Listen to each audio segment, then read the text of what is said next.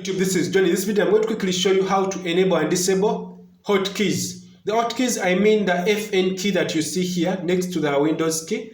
So the FN key will help you activate these buttons that you see here, the one which are in the blue color.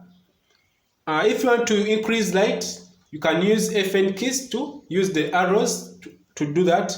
So at times it is so annoying whereby you have to click FN key to go to the BIOS system by clicking FN key and F2. Sometimes you have to click FN and F12 to go to the boot menu. So this is so annoying for some people. I'm going to show you how to enable it and disable it. So I'm going to power on the computer and click FN and F2 so that we go to the BIOS system.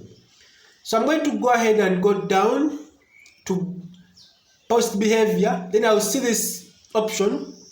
Come a little bit closer.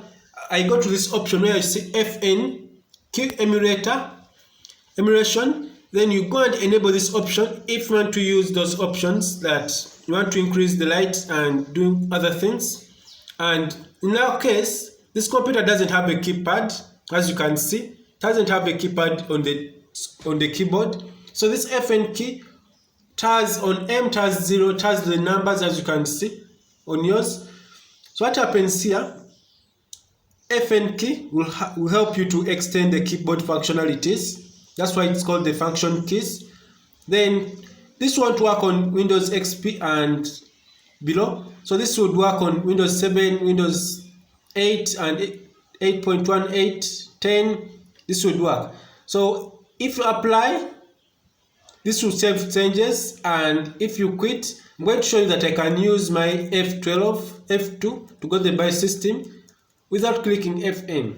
I'm going to click Ctrl-Alt-Delete to go to restart. Then I'm going to click F12 to go to the boot menu, and that's how it works. At times it may be vice versa in different models, but this is how it works, how to enable and disable hotkeys on your Dell laptops.